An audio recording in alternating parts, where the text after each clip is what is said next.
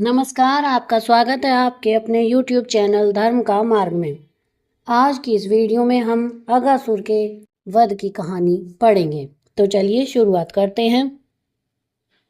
गोकुल की गलियों में एक छोटा सा बालक खेला करता था। उसकी आंखों में शरारत थी, होंठों पर मुस्कान थी और दिल में अनगिनत मस्ती भरी हुई थी। हाँ, वह था हमारा प्यारा कृष्ण कन्हैया। सुबह का समय था, सूरज अभी अभी उगा था और गोकुल के बच्चे अपने गायों को लेकर जंगल की तरफ निकले थे। कन्हैया भी अपने दोस्तों के साथ था, लेकिन आज कुछ अलग बात थी।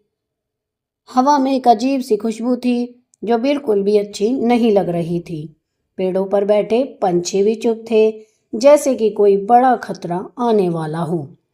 अचानक जमीन कांपने लगी। दूर से एक भयानक आवाज आई जो किसी जानवर की तरह लग रही थी, लेकिन वो कोई साधारण जानवर नहीं था। वो था अघासुर राक्षस, जो एक विशाल अजगर का रूप धारण करके आया था। उसका मुंह इतना बड़ा था कि पूरी की पूरी पहाड़ी उसमें समा सकती थी। उसकी आंखें लाल अंगारों की तरह जल रही थीं और उसकी सांस से जहरीला धुआं निकल रहा था। सभी बच्चे डर गए।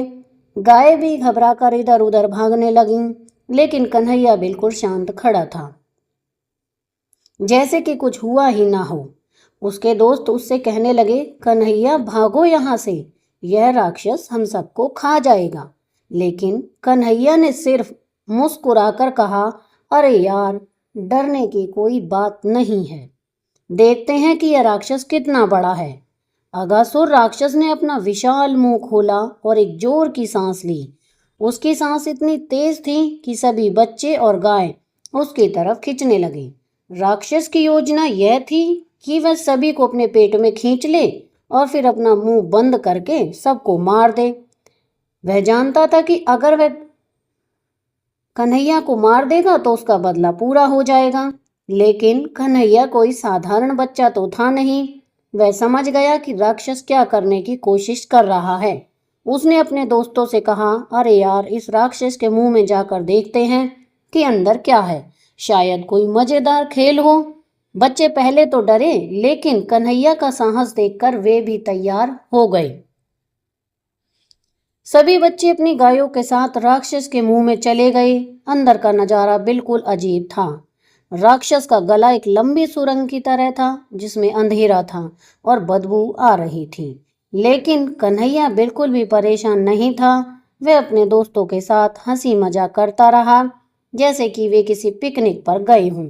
राक्षस ने सोचा, अब सही समय है अपना मुंह बंद करने का।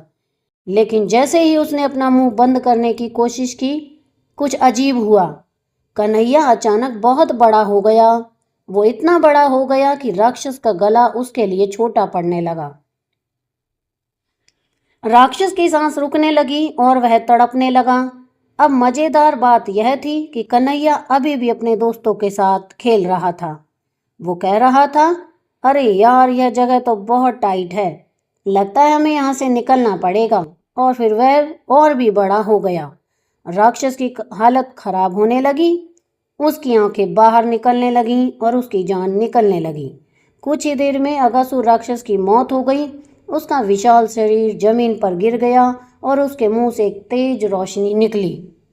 वो रोशनी राक्षस की आत्मा थी, जो अब मुक्त हो गई थी।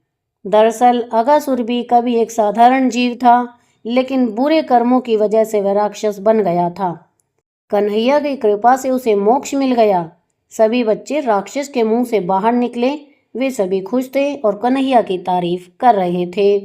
लेकिन कन्हैया ने बड़ी सादगी से कहा, अरे यार, यह तो कुछ भी नहीं था, बस थोड़ी सी मस्ती थी। और फिर वो अपनी बांसुरी निकालकर एक मधुर धुन बजाने लगा। जब गोकुल के लोगों को पता चला कि क्या हुआ था, तो वे भी कन्हैया के पास आए।